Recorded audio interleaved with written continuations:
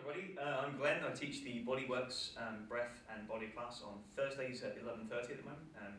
And welcome to today's mini workshop. And we'll be doing some exercises first to release the spine, and then moving on through the extremities and trying to get us into a position where we're using as little effort as possible to go through our daily lives. That's the goal. So it's like the laziest workout you've ever done in your life, basically. So if you find yourself straining, struggling at any point, you're like really, just try and relax and use fewer muscles.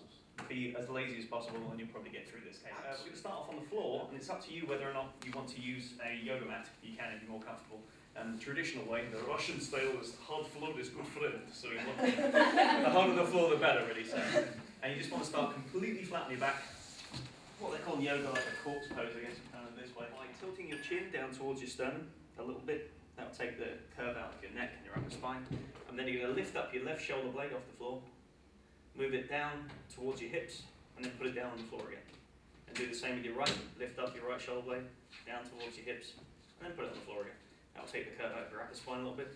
And then finally, you're going to roll your hips under so that your lower back is pressing into the ground. Just feel that press in for a second, and then relax. Don't keep it pressed there, don't use any tension. Just completely relax. And you're going to be breathing in through the nose, out through the mouth. It's really important. I can go into the reasons why later on, but it's always got to be in through the nose, out through the mouth. From there, you're going to turn onto your left side, roll onto your left side this way, and extend one arm out above your head like a pillow this way, and put your head on it. Draw your knees up slightly so that you're not teetering forwards or backwards, and then you're going to drape the other arm behind your back, very, very lightly. That just keeps your shoulders stacked vertically. That stops you from tilting. So you just want to find a position with your knees so you can kind of experiment moving forwards, backwards. Just find a spot where you're not falling forwards or you're not falling backwards. So you should be able to fall unconscious in this position and not go one way or the other. And again, in through the nose, out through the mouth. Okay, just take your arm out from behind your back so you don't roll on it. And then roll onto your back and then onto your right side. Same thing, one arm above your head. The other arm behind your back, keeping your shoulders stacked. And then just bring your knees up just far enough that you're not falling. You don't want them right up here near your chest because that will make your stomach tense. You just want them here. Again, let your hips and your rib cage separate on the floor side. And on the upper side, you can let them come together. Your hips and your rib cage are kind of like a concertina. They go one way or the other if you let them. Again, remove your arm from behind your back. And now you're going to roll over slowly onto your chest, so you're going to be face down. If you've got glasses, you might want to take them off and just put them above your head or something. Hands down by your sides, palms up, and then turn your face to one side, just so your nose isn't getting squashed. And again, breathe in. As you inhale, you have to let your back expand now. You can't obviously expand your belly into the floor to take the breath, so you have to let something else expand to move the breath around. So let your back expand, and then just let it recoil. Let your hips sink into the floor. Again, slowly roll onto your back now. Again, lazy as possible. Don't flip yourself over. Jerk. Lazy as you can. Okay, that's good. Just look up for a sec. I'll show you the next exercise. This one's to become more aware and realise what's going on with your spine muscles. From the back position, you're going to draw your feet up. Not that close to your bum, just so your knees are at right angles. Leave your arms where they are, completely relaxed. And all I want you to do is inhale, arch your back as far as it will go, and press down into the ground with your tailbone. So the tip of your tailbone, not kind of the back of your hips like this, but up this way as if you're trying to squash a bug with your tailbone, this way. And then as you exhale, you rotate your hips the other way and press your lower back into the ground as far as it will go. So these are opposing motions. As you inhale, you'll feel your lower back muscles tense up. As you exhale, your lower back muscles will relax and your stomach muscles will tense. That's good. Okay, if you look up a sec, we're going to do the exact same thing with our pelvis, but now we're going to put our hands behind our head. Keep your shoulders and elbows relaxed. Inhale, arch your spine, press the tailbone as before. As you exhale now, you're going to press the lower back into the ground just like you did before, but at the same time, you're going to lift your upper body until it's about 30 degrees off the ground. So your lower back stays in contact with the ground. Inhale, but just your shoulder blade. Arch the back, make sure you arch the back on the inhale. Exhale. And lift. Feel what's happening with your stomach muscles. We'll just do 3 more of these. And the last last one in this sequence. We're going to do the same thing with our hips, so they're arching forwards, arching up, pressing down with the lower back. But first, we're going to lift one leg so that the shin is parallel with the ground. Hold on to the front of the knee with the same hand. The other hand stays behind the head as it was before. Inhale, arch the spine, press the tailbone. As you exhale and press the lower back now, you're going to bring the knee to the elbow, this way. The trick with this is not to try and force your knee into your elbow, but to actually press the lower back more. The more you press your lower back, the more those muscles will relax and it will allow you to exhale, flatten the lower back, bring your knee to your elbow. That's it. Inhale. Exhale, flatten the lower back. It's good. And again, try and stretch your breath so it lasts the entire range of the motion. So exhale slowly.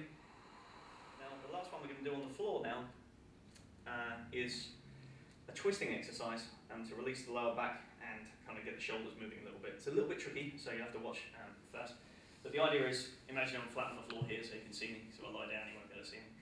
The hands are out straight this way, and the knees are just where they are in the normal spot. And you're going to rotate the arm from the shoulder. One arm rotates one way, and the other goes the other. So it's almost like you're kind of wringing yourself out. One shoulder goes forwards, the other shoulder rotates back. Try and keep some part of your arm, especially your forearms, in contact with the ground the entire time. So, one way. Okay, we're going to add one more element to this exercise now. We're going to lift the knees up, placing the feet flat on the floor.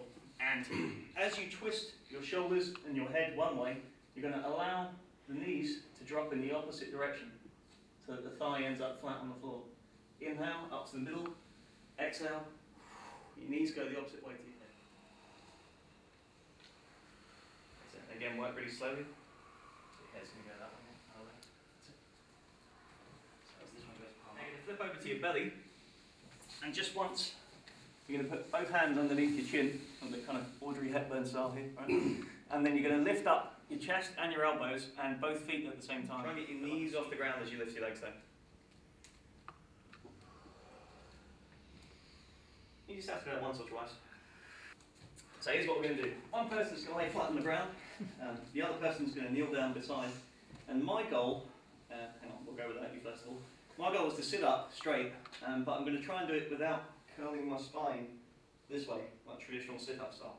I'm going to try and come up like Bride of Frankenstein, as if there's a plank now from the bottom of my hips to the top of my head. So this way, and then back down. But I'm going to try and do it slowly, and with the added bonus of Russ just putting a tiny bit of weight, just enough to slow me down so I don't get cheeky and just try and go all the way past.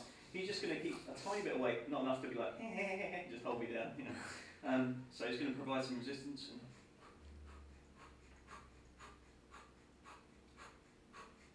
try and relax your shoulders, try and keep your legs relaxed. Come to a vertical position, and then he's going to put his hand behind my head. Again, I'll try and keep my arms relaxed, legs relaxed, and then press back. This way is easier because you've got gravity on your side. Try and take 10 seconds to come up, 10 seconds to go back down. Just fingertips. There we go. It's good.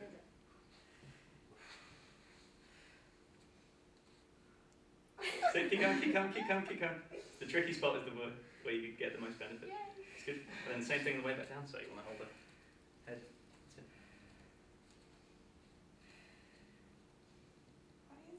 Why is everyone watching? They're all up. Okay, that's good. Russ, I'm you again. So that's the goal of this kind of work. But Russ is going to provide a bit of resistance. He's going to place one, he doesn't need much weight at all on this. It's really, really difficult. One hand across both ankles. I try and keep my legs straight. I try not to do this with my neck. I try not to hold my breath. I'm just lifting.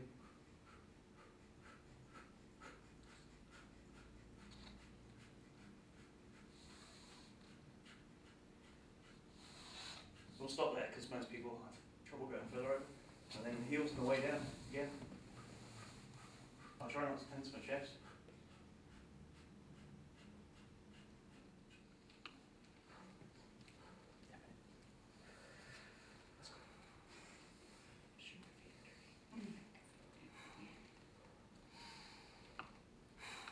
Now, Russ is going to press down on my shoulders. I'm going to try and slow my rate of descent. He's going to try and accelerate it. So It's easy up here. When you get to here is when you're going to want to go, but don't. Keep your head out straight. Let the pressure come down. He's pressing through my feet. And he can press down quite hard when I get to the bottom, and it just goes through. If I know how to relax my legs, it will just go through my structure and into the floor. Yeah. If I'm trying to push back with my legs, I'm very tense. This will be painful, but if not, I can relax. On the way back up, he's going to ease off the pressure because it's hard to get started. I think I'm going to try and come up. Again, trying to keep that back from arching this way. And I want you to take on a certain pattern with the breathing. I want you to inhale on one footstep and exhale on the next, so it becomes almost like a march.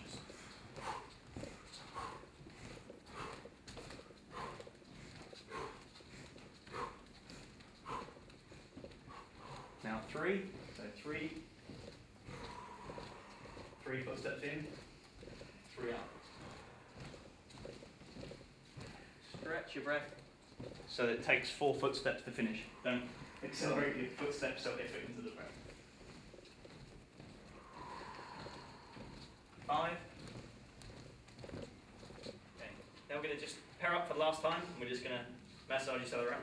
This is his favourite part. So that's kind of the bit where we get totally flung. So you just take your partner's feet, put them together this way. Make sure his ankles are relaxed so they're kind of flopping to the outside this way. And then, sounds weird, but you're just going to walk on his feet with your feet. It feels kind of like monkeys holding hands. It's kind of strange. But you can put quite a bit of pressure on, and obviously you can watch your partner for signs of anguish. Pressing down too hard, he'll inhale sharply, he'll swear or something. But if you just kind of walk one foot to the other, you can put quite a lot of pressure, and it feels really, really good. It comes all the way up through the body. It feels very, very relaxing. And once you're done with that, we're just going to get his body moving a little bit. So we're literally just going to try and wobble him. It's like you're waking him up gently from a sleep. Yeah, you're literally just trying to get his body to wobble and move. If he's tense, it will kind of resist and he'll stick in place. But yeah, he's going to work a cramp out there. But you can pull to do it, make him wobble, or you can push. But you're just trying to literally get his whole body just moving a little bit. And you could try it also from the head, just very, very gently, just push down through the body. See that? Getting the whole body moving a little ripple. Or you can push up from the feet. Same thing. That way. Loosen them up, make little waves. And then the final thing you're going to do is just pat down into the muscles. You just use a very loose cupped hand. And you just let the weight of your hand fall. So I'm not trying to make a souffle up grind or something. I'm just allowing the weight of my hand to fall through and hit the muscles, so the meaty spots. We don't want to hit the bones because that kind of gives them a bit of a shock wave. So just all over the muscles, down the legs. There you go. See that leg relax there? As soon as you did. And then work your way back up. And back up to the back, and just finish with your